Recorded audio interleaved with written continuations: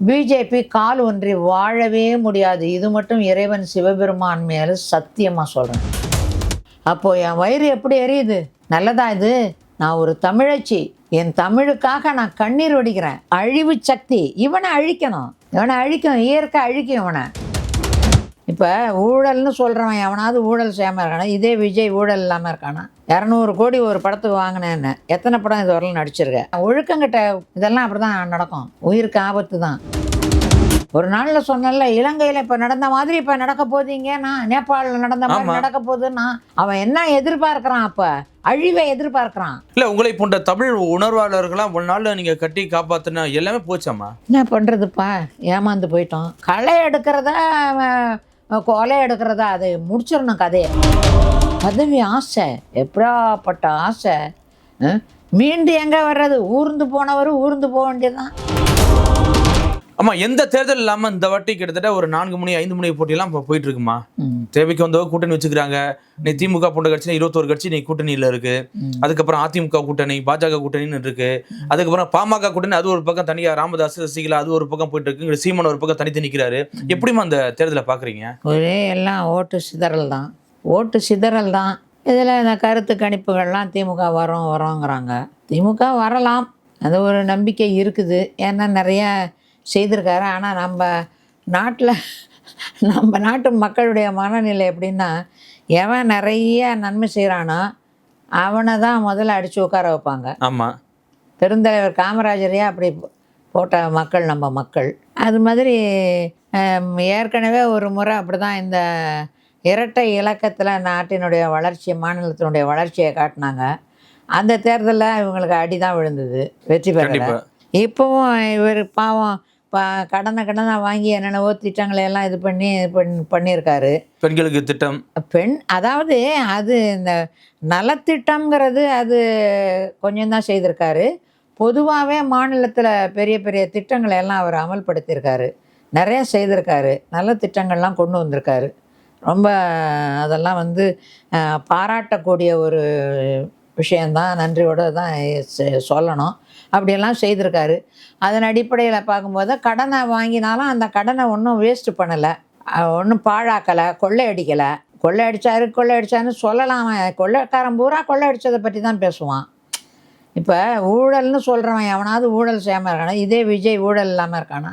200 கோடி ஒரு படத்துக்கு வாங்கினேன்னு எத்தனை படம் இது வரலாம் நடிச்சிருக்கேன். இப்போ உன்னுடைய சொத்து இருப்பு 404 கோடி தானே காட்டுறிய, பாக்கி எங்கே? ஒரு சொத்து இரு, பாக்கி எங்கே? என்ன பண்ண? யார் பேரில் வச்சுருக்க? பெண்ணாமி பேரில் யார் பேரில் வச்சுருக்க? ஒரு படத்துக்கே 200 கோடி வாங்கியிருக்க, ராஜ வாழ்க்கை வாழ்ந்திருக்க. இப்போ அப்போ பார்த்தா இப்போ நீ ஒரு 50 படமாக நடிச்சிருக்கணும். கண்டிப்பாக தாண்டிடுச்சு. எத்தனை 1000 கோடி இருக்கணும் உங்ககிட்ட? 404 கோடி தான் இருக்குதுன்னா என்ன அர்த்தம்? ஒரு டிக்கெட்டு இதில் தேட்டரில் பார்த்தா எவ்வளோ காசு, வெளியில் எவ்வளோக்கு விற்ற? அப்போ ஊழல் நீ பண்ணலையா? ஊழலே நீ பண்ணலையா? ஊழல் ஒழிக்க தான் நான் வரேங்கிறாரு. மோடி ஊழல் பண்ணலையா? பழனிசாமி ஊழல் பண்ணலையா? ஜெயலலிதா ஊழல் பண்ணலையா? யார் ஊழல் பண்ணலை? ஊழல் பண்ணாத ஒரே ஒரு ஆளை காட்டு. ஊழல் பண்ணிட்டு இந்தியாவிலேயே ஜெயிலுக்கு போனது 2 பேர், ஜெயலலிதா, லல்லு பிரசாத் யாதவ். இவங்க 2 பேர் தான்.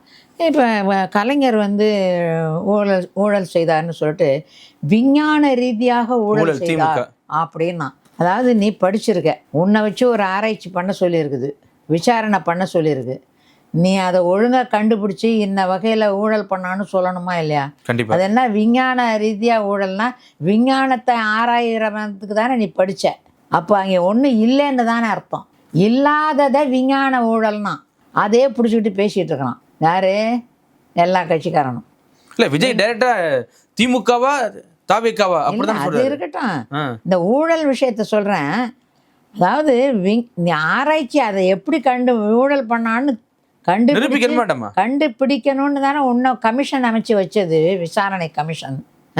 அதில் நீ சர்க்காரியா கமிஷன் வச்சது, அதில் இவர் கண்டுபிடிச்சாராம் விஞ்ஞான ரீதியாக ஊழல் பண்ணியிருக்குது.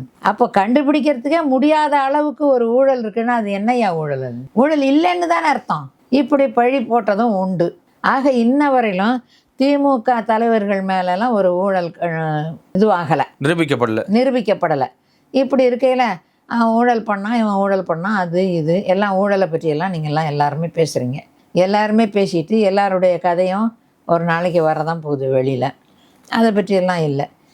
நம்மை பொறுத்த வரையிலும் இந்த தேர்தலில் ஊழல் பண்ணுறவன், அது பண்ணுறவன், இது பண்ணுறவன், அதெல்லாம் பிரச்சனையே கிடையாது. அதெல்லாம் வந்து தீர்க்கவே முடியாது. யார் வந்தாலும் எந்த காலத்துலேயும் ஊழலை தீர்க்கவே முடியாது. ஆமாம். ஆனால் தமிழ்நாடு அப்படின்னா ஒழுக்கமாக உள்ளவன் வரணும், அவ்வளோதான். ஒருவேளை 2026 திரு விஜய் அவர்களே வந்துட்டாருன்னா என்ன பண்ணுறது? அதெல்லாம் வர முடியாது. ம். அந்த அளவுக்கு தமிழ்நாடு இன்னும் கெட்டு போகலைன்னு நான் நினைக்கிறேன். இன்னமும் நான் நினச்சிக்கிட்டு சோத்துல விச வச்சுன்னு சொல்கிறாங்க. நீங்கள் வந்து இல்லை அது அதாவது இப்போ இந்த ஒரு குறிப்பிட்ட வயசு உள்ளவங்க தான் இந்த கதியில் இருக்காங்க. அதுக்கு மேலே உள்ளவங்க ஓரளவுக்கு வேறு விதமாக இருக்காங்க. பழனிசாமி கூட போகிறாங்க, ஸ்டாலின் கூட போகிறாங்க, அப்படியெல்லாம் இருக்காங்க. ஓரளவுக்கு அப்படி இருக்காங்க. அப்படி ஏதோ பிரிஞ்சு போய் ஏதோ ஒரு இதாக ஆகுமே தவிர இவன்லாம் அதெல்லாம் வர முடியாது. அந்த ஒரு கஷ்டம் தமிழ்நாட்டுக்கு அவ்வளோ சீக்கிரத்தில் வராதுன்னு நினைக்கிறேன். வருவதற்குள்ளாக விழிப்படையணும். இப்போ விழிப்படைகிறதுக்கு தான் விஜய் வந்திருக்கிறது. இப்போ இந்த தலைமுறை இந்த தலை எடுக்குது இல்லை, இதெல்லாம் அழிச்சிடணும். இந்த தலை எடுக்கிறத இந்த தலைமுறையவே அழிக்கணும். களை எடுக்கணுங்கிறீங்க? களை எடுக்கிறத கொலை எடுக்கிறதா அதை முடிச்சிடணும் கதையை. இது உதவாது. இது அப்படின்னா என்ன அர்த்தம்? திருத்தன அடியோடன்னு தான் அர்த்தம். கொன்று தீர்க்க முடியாது அத்தனையும். அவரே ஓரளவுக்கு கொண்டுக்கிட்டு தான் வர்றாரு. ஒவ்வொரு போகிற இடமெல்லாம் சாவு தானே. ஆமாம். அதுவே ஓரளவுக்கு அதை பலி வாங்கிக்கிட்டே இருக்கும். ஏமா போடுறதெல்லாம் பழி வாங்குறாரு? அதுதான்ப்பா, ஒழுக்கமின்மை தான்ப்பா காரணம். ஒழுக்கமின்மை தான். ஒழுக்கங்கிட்ட இதெல்லாம் அப்படி தான் நடக்கும். உயிருக்கு ஆபத்து தான், புரியுதா? அதுவே தானே அழிஞ்சு போக மிச்சத்தை நாம் சீர்படுத்துறதுக்கு வேல்முருகன், சீமான், இந்த தமிழ் உணர்வாளர்கள் சீக்கிரம் சீர்படுத்த முடியும்னு நினைக்கிறீங்களா? ஏன்னா ஒரு பெண்மணி கருவுல 41 பேர் இறந்தாங்க. அதுல ஒரு குழந்தை இறந்து போச்சு. ஆனா நான் விஜயை பார்த்துட்டேன், என்ன என் பிள்ளை செத்து போச்சு அப்படிங்கிறது. அதை எப்படி சீர்படுத்த முடியுமாங்கிறீங்க? இதான் வயசான இத்தனைக்கும் வயசான பொம்பளை அப்படி சொல்றா. செல்ஃபி எடுத்துட்டு ரீல்ஸ் போடுது. அதாவது சீக்கிரமா சீர்படுத்த முடியாது. விழிப்பு அடைஞ்சிட்டான்ல, கொஞ்சம் கொஞ்சமாக தான் சீர்படுத்த முடியும். அது தமிழ் உணர்வாளர்கள் தான் ஒன்றுபடணுமே தவிர ஆட்சியை பிடிக்கிறதே குறிக்கோளாக உள்ளவன் இதெல்லாம் பார்க்கவே மாட்டான். ஆட்சியில் அமரணும், இந்த அமைச்சராகணும், அந்த அமைச்சராகணும், அதை வந்து இவன் சமுதாயத்தை சீர்படுத்த மாட்டான்ப்பா. நாற்காலி தான் முக்கியமே தவிர சமுதாயம் அவங்களுக்கு முக்கியம் கிடையாது. சமுதாயத்தை யார் சீர்படுத்துவான்னா சமுதாய செயல்பாட்டாளர்கள் தான் சீர்படுத்த முடியும். இல்லை, உங்களை போன்ற தமிழ் உணர்வாளர்களாம் ஒரு நாள் நீங்கள் கட்டி காப்பாற்றினா எல்லாமே போச்சாம்மா? என்ன பண்ணுறதுப்பா, ஏமாந்து போயிட்டோம். எல்லாம் நல்லா நம்ம பிள்ளைங்கெல்லாம் நல்ல பிள்ளைங்களாக இருக்கோன்னு இந்த பல மொழிகள் வந்து இங்கே கலந்ததுனால ஒழுக்கம் கெட்டு போச்சு. எல்லாம் ஒழுக்கம் கெட்டு போச்சு, புரியுதா? ரொம்ப கவலைக்குரிய இடம். அதுக்கு கூட காரணம் வந்து இந்த இவனுங்க தான். அந்த வேணா இங்கே வரலான்னு சொல்லி இந்த OPS எல்லாம் கையெழுத்து போட்டாங்கல்ல, போட்டு எல்லாம் இந்த வடநாட்டுக்காரன் எல்லாம் கொண்டாந்து சேர்த்தான். அதுக்கு முன்னால் வெறும் மலையாளத்தானும் தெலுங்குக்காரனமாக இருந்தானுங்க. இவன் வந்து வடநாட்டுக்காரனையும் கொண்டு வந்துட்டான். எல்லாம் பல இது கலந்து போய் அது ஒழுக்கம் இருக்காது. அப்படி தான் போயிடும். ஒரிஜினாலிட்டி போயிடுது. கண்டிப்பாக போயிட்டு இப்போ நம்மளுடைய சமுதாயம் வந்து கவலைக்கிடமாக இருக்குது. இதை காப்பாற்றணும். இதுதான் என்னுடைய இதுவே தவிர இப்போ அவனை திட்டி இவனை திட்டி என்ன ஆக போகுது? எவனையும் திட்டுறது நம்முடைய நோக்கம் கிடையாது. திட்டுறதுக்குன்னு ஒரு அமைப்பு வச்சு பண்ணிட்டு அவன் தொழிலுப்பா, அவனுடைய தகுதி அவ்வளவுதான். அவன் தகுதி, புரியுதா? அவனுடைய கல்வி, அவனுடைய தகுதி அவ்வளவுதான். ஒரே ஒரு நாளில் சொன்னல, இலங்கையில் இப்போ நடந்த மாதிரி இப்போ நடக்க போதீங்கன்னா, நேபாளில் நடந்த மாதிரி நடக்க போகுதுன்னா இதெல்லாம் அவன் என்ன எதிர்பார்க்கிறான்? அப்ப அழிவை எதிர்பார்க்கிறான். எதை எதிர்பார்க்கிறான்? அழிவு சக்தி. இவனை அழிக்கணும். இயற்கை அழிக்கும் இவனை. கொஞ்சம் காலமாகும், அவ்வளோதான். இதற்கிடையில் நம்முடைய சமுதாய செயல்பாட்டாளர்கள் விழிப்படைஞ்சு இந்த தருதலைகளை, வீட்டுக்கு வீடு உள்ள தருதலைகளை திருத்தணும். நம்ம வீட்டில் தானே இருக்குது எல்லாமே. ஆமாம், நம்ம வீட்டில் இருக்கிற தருதலைகளை நம்ம திருத்தணும். ஆனால் இப்போ இந்த முறை பார்த்தீங்கன்னா அதிமுக NDA கூட்டணியில் இருக்கு, அதாவது பாஜக கூட்டணி சேர்ந்துருக்காங்க. எப்படிமா பாஜக கூட்டணியில் இப்போ பழனிசாமி எல்லாம் முதலமைச்சராக வர்றதுக்கு வாய்ப்பு கிடையாது. அப்படியே வர்றாரு அப்படின்னு சொன்னால் கூட பழனிசாமிக்கு முதலமைச்சர் இதெல்லாம் கிடைக்கும்னு நம்பிக்கையே சொல்ல முடியாது. ஏதாவது ஒரு பிரச்சனை வந்துட்டு தூக்கி அந்த பக்கம் போட்டுட்டு ஏதாவது வேற ஒருத்தனை வச்சு ஷிண்டே வைக்கல, இதில் ஷிண்டே, ஆமாம், அது மாதிரி வச்சு ஒரு 3 மாதம் 6 மாதத்தில் அவனையும் தூக்கி எறிஞ்சிட்டு அப்புறமா நாட்டை பிடிக்க வேண்டியதுதான். அப்படியே நாட்டை பிடிச்சாலும் மற்ற மாநிலங்களை போல தமிழ்நாட்டில் பிஜேபி கால் ஒன்றி வாழவே முடியாது. இது மட்டும் இறைவன் சிவபெருமான் மேலே சத்தியமாக சொல்கிறேன். இந்த மண் வந்து உண்மைக்கும் ஒழுக்கத்துக்கும் உரிய மண். இது ஞான பூமி. இதில் பிஜேபி போன்ற பேய்களெல்லாம் இங்கே வாழ முடியாது. வந்துருமோன்னு பயமா இருக்கே. வரும். திமுக கட்சி இன்னைக்கு ஆர்எஸ்எஸ்காரங்க சீட்டு கொடுத்துருக்குமா? ஏன் வரும் அப்படின்னா, எப்படி ஒரு பெரிய தருதலை கூட்டம் இருக்குதோ அதை போல் ஒரு பெரிய சுயநல கூட்டம் அவனுங்க தான் அந்த பிஜேபியில் போய் சேர்ந்துருக்க தமிழனுங்களில் இது ஒரு தலைமுறை. தருதலைங்கிறது ஒரு தலைமுறை. அந்த சுயநலங்கிறவன் அவன் ஒரு தலைமுறை. அவன்லாம் தான் இப்போ போய் பிஜேபியில் சேர்ந்துருக்கான். அவன்லாம் வந்து எப்படியாவது ஒரு பதவி, எப்படியாவது ஒரு பேர், அப்படியே வெள்ளையும் செல்லையும் காவியும் திருநீரும் நாமம்மா போட்டுக்கிட்டு அப்படி அது ஒரு கூட்டம். எது இந்த தமிழ்நாடு வேஷதாரிகள் மண்ணாகி போச்சியா? இவன்லாம் தருதலை ஒழுக்கங்கட்டவன். அவன் எப்படின்னா வெளிவேஷம், உள்ள ஒழுக்கங்கட்டவன். உலகத்திலேயே பாலியல் குற்றவாளிகள் அதிகம் நிறைந்த ஒரு கட்சி எதுன்னா பிஜேபி. அதை பீட் பண்ணிரு போலயே தாவேக்கா. இது முடிஞ்சு இது வந்து ஒழுக்கங்கட்டதுன்னு வெளிச்சம் போட்டு சொல்கிறானே. இப்போ தான் வெளிச்சம் போட்டு காட்டுறாளே. எனக்கு புருஷன் இந்த பக்கம் இருந்தானா நான் இவன் கூட பேங்குறா. இவ அவ்வளோ அசிங்கமாக இவ பேசுகிறாள. அதை விடு, அது ஒழுக்கங்கிட்ட கதை இது. அவன் எப்படின்னா இந்த பிஜேபியில் போய் சேர்ந்தாலும் நம்ம தமிழன். இவன்லாம் எப்படின்னா வேஷம், காவி, திருநீர், ருத்ராட்சம், துளசி மாலை எல்லாம் போட்டுக்கிட்டு இவன் எல்லா கெட்ட நடத்தையும் இவங்கிட்ட உண்டு. இப்படி ஒரு கூட்டம். இதெல்லாம் ரொம்ப நாளைக்கே இந்த தமிழ் மண் தாங்காது. தமிழ் அப்படிங்கிற அந்த எழுத்து இருக்குது பற்றியா, அந்த எழுத்து வந்து ஒரு தெய்வ சக்தி வாய்ந்த எழுத்து. அதை வச்சுக்கிட்டெல்லாம் விளையாண்டுக்கிட்டு இருக்கக்கூடாது. ஆனா அந்த சூழலை போய் இன்னைக்கு மாட்டியிருக்காரம்மா எடப்பாடி பழனிசாமி அவர்கள். ஒரு தமிழரா இன்னைக்கு அதை மீண்டு வர முடியலையே. எனக்கு பிஜேபி வேணான்னு சொல்ல முடியல. அவருடைய பதவி ஆசை, பாவம் பதவி ஆசை, எப்படாப்பட்ட ஆசை. மீண்டு எங்கே வர்றது? ஊர்ந்து போனவர் ஊர்ந்து போக வேண்டியதுதான். மீண்டு எங்கேருந்து வர்றது? அதெல்லாம் மீளெல்லாம் முடியாது. எதையாவது பிடிச்சி ஒன்றும் இல்லாமல் பண்ணி, அது கனிமொழி சொல்லுது ஆளுநர் பதவி ரெடியாக இருக்குங்குது எடப்பாடிக்கு. பாவம் அது கொடுத்தா கூட பரவாயில்லையா? அது கூட கொடுப்பாங்களா என்னன்னு சந்தேகமாக இருக்குது. புரியுதா? ஒரு காலத்தில் பார்த்தீங்கன்னா பிஜேபி அதை கொடுப்பானா இல்லை வேலுமணிக்கு பார்க்குறதா பழனிசாமியை பார்க்குறதா எதைன்னு பார்ப்பான் அவன். வேலுமணிக்கு ஒரு 3 மாதம் ஏதாவது ஒரு பதவி கொடுக்கணும் இல்லையா? கண்டிப்பாக கொடுக்கணும். அது பிஜேபியை மாறிட்டே வர்றாரு. ஆமாம், நாங்களும் வடக்கன்ஸுங்கிறாரு அவர். புரியுதா? நாங்களும் வட இந்தியர்கள் தான் அப்படிங்கிறாரு. ஓப்பனாக சொல்கிறாரு. அப்படியெல்லாம் இருக்குது. அதனால் அவரையும் பார்க்கணும். அவருக்கும் ஒரு நல்ல ஒரு பதவியை கொடுத்து இவருக்கும் எப்படி ஒரு பதவி கொடுக்க முடியும்? அதனால் இவரை உட்கார வச்சாலும் வைக்கலாம், இல்லை கனிமொழி சொல்கிற மாதிரி ஒரு கவர்னர் பதவி கொடுத்தாலும் கொடுக்கலாம். அவ்வளோதான். அதுக்கு மேலெல்லாம் ஒன்றும் எதிர்பார்க்க முடியாது. இல்லைம்மா, அம்மையார் ஜெயலலிதா இருக்கும்போது பார்த்தீங்கன்னா கூட்டணிக்காக இங்கே போயஸ்கள் வந்து காத்திருப்பாங்க.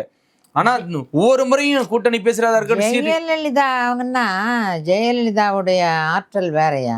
அது வந்து அது பாவம். அது ஏதோ சொல்லுவானா அது மாதிரி. அது குழந்தை கிடையாது, குட்டி கிடையாது. இருந்த போதிலும் 1000-3000 கோடிக்கு சொத்து தேவையா? அது எப்படியோ அந்த ஒரு ஆசை தான் அதை வீழ்த்தினதை தவிர, அந்த அம்மா வந்து தெய்வ பக்தி உள்ளது. என்ன, அந்த தெய்வ பக்தி வந்து ஒரு பெரிய ஒரு வீரத்தை கொடுத்துச்சு, ஒரு ஆற்றலை கொடுத்துச்சு, ஒரு ஆளுமையை கொடுத்தது. அதனால் அந்த தெய்வத்தினுடைய நம்பிக்கையில் அந்த அம்மா எல்லா செயல்களையும் அது நடத்துனுச்சு. மோடியா லேடியான்னு கேட்டுச்சு. ஸ்லோ பாய்சனுக்கு ஆளாகி போயிடுச்சு பாவம். பரப்பன அக்ரஹாராவில் இயற்கையான மரணமா அந்த அம்மாவுக்கு? அது செய்ததெல்லாம் யாருங்கிறது இறைவனுக்கு தெரியும். புரியுதா? அது மாதிரி ஆகி போச்சு. அது அந்த அம்மாவோட ஈடு இணையாக இங்கே யாரையும் நினைக்கவே முடியாது. அதெல்லாம் நினைக்க முடியாது. இப்போ இவர் வந்து இப்போ எதிர்க்கிறாரு, மோடியை எதிர்க்கிறாரு.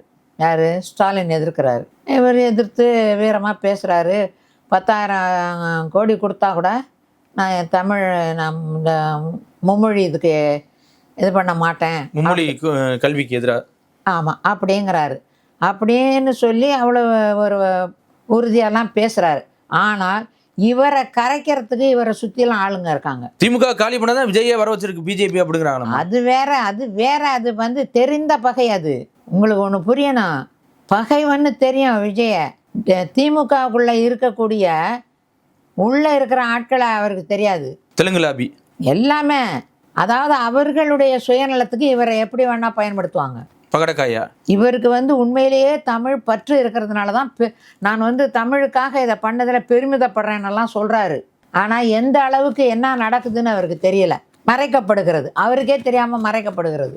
இப்போ நீங்கள் சொன்ன மாதிரி பார்த்தீங்கன்னா தமிழில் குடமுழுக்கு பண்ணணும்னு சொல்லி இன்னைக்கு வேல்முருக போடுகள்லாம் பல போராட்டங்கள் பண்ணாங்க. நீங்களும் பல முறை சொல்லியிருக்கீங்க. ஆனால் அது நடக்குதாம்மா? இல்லையே. அந்த ஃபோன் நம்பர் மட்டும் போட்டிருக்காங்கண்ணா. ஃபோன் நம்பர் நானே கூப்பிட்டேன்யா, எவனுமே ஃபோனே எடுக்கலை. ஃபோனே எடுக்கலை. இந்த கோயிலில் இருக்கிற ஐயர் செய்ய மாட்டேங்களாம். தமிழ் அர்ச்சனை மட்டும் கிடையாது. நீ இப்போ இங்கே ஒருத்தனை உட்கார வச்சு இல்லை, அதே மாதிரி தமிழுக்காக ஒருத்தனை உட்கார வை. அவனுக்கு கொடுக்குற சம்பளத்தை பாதியை கட் பண்ணி இவனுக்கு பாதி கொடு. அப்போ நீ என்ன நினைக்கிற? நீ என்ன பொய்த்தனம் இல்லை இது பண்ணுறது? முழுக்க சமஸ்கிருதத்தில் பண்ணுற ஒருத்தனை கோயிலில் வச்சுட்டு அவனுக்கு முழு சம்பளத்தையும் கொடுத்துட்டு ஒரு ஃபோன் நம்பரை, எடுபடாத ஒரு ஃபோன் நம்பரை கொடுத்து என்ன பண்ண சொல்லி நான் போய் திருவண்ணாமலையில் ஃபோன் அடித்து அப்போது என் வயிறு எப்படி எரியுது. நல்லதா இது? நான் ஒரு தமிழச்சி, என் தமிழுக்காக நான் கண்ணீர் வடிக்கிறேன். உனக்கு நல்லதா? ஆனால் சேகர் பாபு சொல்கிறாரு இல்லை தமிழையும் அர்ச்சனை நடக்குது அப்படிங்கிறாரு. அதெல்லாம் அவர் சொல்லுவார். பாவம், அவர் என்ன பண்ணுவார்? அவர் அறநிலையத்துறையில் அவர் இருக்கார். அவர் அப்படி தான் பேசுவார். கோயிலில் அதெல்லாம் நடக்கிறதே கிடையாது, கிடையவே கிடையாது. இப்போ தாவேக்கால் பார்த்தீங்கன்னா அதில் போட்ட வேட்பாளர் எல்லாமே பாதி பேர் பாஜகவில் வந்தவங்க, அதிமுகவில் வந்தவங்க. காலங்காலமாக கட்சியில் நீங்கள் மாதிரி சொன்ன மாதிரி பாலாபிஷேகம் பண்ணவனும் இல்லை கட்சி கொடி கொட்டணும் எவனுமே இல்லையம்மா. அது இல்லைப்பா, அவங்கெல்லாம் இப்போ தான் எல்கேஜி. யார்? விஜய். பாலாபிஷேகம் பண்ணதெல்லாம். இப்போ அதுக்கு அரசியலில் எம்எல்ஏவாக வரணும் அப்படின்னாக்கா எல்கேஜியெல்லாம் வர முடியாது. அதனால இந்த மாற்று கட்சியிலேருந்து வந்தவங்க தான். அவங்களே விசில் அடிக்கிறவங்க தானே. இல்லை, மாற்று கட்சியும் வந்தாங்க கூட சரித்திர பதிவு குற்றவாளிகளும் இன்னைக்கு சீட்டு கொடுத்துருக்காராமா. அதுக்கு என்ன பண்ணுறதுப்பா? போன வாரம் தான் கஞ்சா கேஸ்ல வெளில வந்தாரு. அப்படி இல்லைப்பா, அனுபவஸ்தனா இருக்கான்லப்பா. அனுபவம் அவனுக்கு இருக்குது. இல்லை, எதில் அனுபவம் சொல்கிறீங்க? எல்லாத்துலேயும் தான். அதாவது இப்போ விஜய் அரசியலுக்கு ஏற்ற அனுபவம் இவனுக்கு இருக்கு. ஓ, விஜய் தலைவனுக்கு ஏற்ற தகுதி தொண்டனுக்கு இருக்கு. தகுதி உள்ளவங்களை பார்த்து தானே ஆதரவு பண்ணுவான். பாலியல் குற்றவாளிலாம் இன்னைக்கு சீட்டு கொடுத்துருக்காரு. ஆமாம், அது அந்த தகுதி இருக்கணும். அந்த தகுதி இருந்தால் தான் இங்கே போக முடியும். அந்த தகுதி இருக்கு. கண்டிப்பாம்மா. தொடர்ச்சியாக சந்திப்போம். மிக்க நன்றிம்மா.